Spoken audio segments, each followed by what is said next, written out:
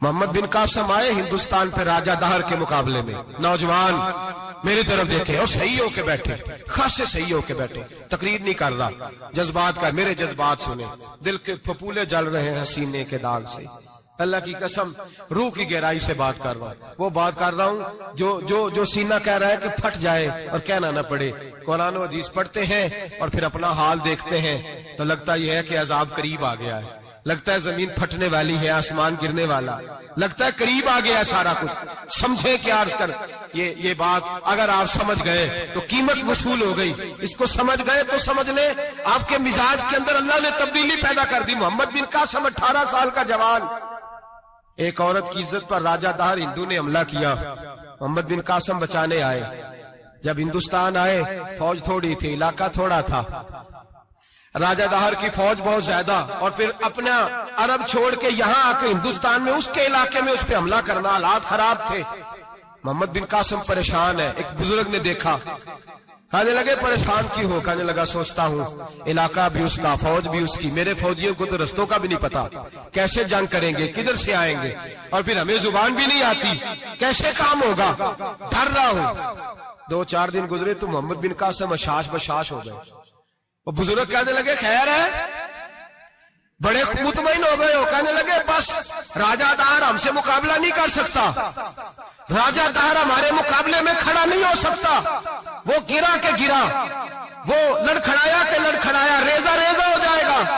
कहा आपको कैसे खुशखबरी मिल गई? कहने लगे मुझे पता चला है कि राजा दहर जहन का गंदा है, वो तो चचा की बेटी को नहीं छोड़ता, मामू की बेटी को नहीं छोड़ता, खाला की बेटी को गंदी नजर से देखता है। जिसका जहन गंदा होता है वो किसी का मुकाबला नहीं कर सकता, हमें फतह होगी, फतह, वो गिरेगा। वो बुजुर्ग कहते हैं मैं समझ गया कि वाकई से फतह होगी। आज कश्मीर क्यों आजाद नहीं हो रहा, फलस्तीन में आग क्यों लगी हुई है? मुसलमान जब तक जहन का गंदा है कमजोर है, जब तक जहन का नापाक है कमजोर है। हजरत साद बिन अबी वकास रदी अल्लाह ताला अन्हु फरमाया करते थे, अल्लाह मुसलमान की मदद उतनी देर तक करता रहता है जितनी देर तक मुसलमान का जहन साफ रहता है, किरदार पाक रहता है। आग इसलिए मुआशरे में लगी है। नौजवानों तुम कहते हो कामयाबियां नहीं मिलती, उसे कैसे कामयाबी मिल सकती है जिसका जहन ही साफ नहीं? वो कैसे दुनिया की बाजी जीत सकता है जिसकी निगाह ही पाक नहीं? वो कैसे आगे बढ़ सकता है जिसके किरदार में पाकीज़गी नहीं? अपने आप को पाक कर लो, अल्लाह हर मुश्किल में तुम्हारी मदद फरमाएगा, हर रास्ते में तुम्हारी मदद फरमाएगा।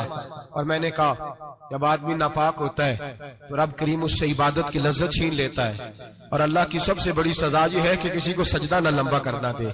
रब करीम सबसे ज्यादा उससे नाराज है जिसको कुरान पाक के खोलने की तौफीक ना हो। सबसे ज्यादा रब करीम उस शख्स से नाराज है जो अल्लाह की बारगाह में झुकने की लज्जत छोड़ जाए। मेरे नबी पाक सैयद आलम अलैहिस्सलाम के सहाबा लंबी इबादतें करते थे, लंबी। किसी ने कहा था रूम के बादशाह थे कि ये मुसलमान फातेह क्यों हो जाते हैं?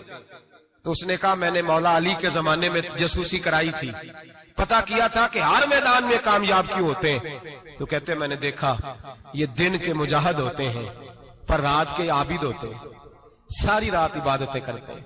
फरमाया रात को जब अपने रब को राजी कर लेते हैं तो सवेरे खुदाई ताकतें इनके साथ हो जाती है। हम कहते हैं हमारी चालाकी से कामयाबी होगी, हम बड़े तेज हैं, हमारी हिकमत अमली से कामयाबी, सियासत से कामयाबी। जब तक अल्लाह तेरा साथ नहीं देता तू कदम नहीं उठा सकता, जब रब करीम तेरी मदद नहीं फरमाता तू अमीर घड़ों में गिर जाता, तू अपनी चालाकी के अंदर ही मर जाता है घुट के। मेरे भाई जब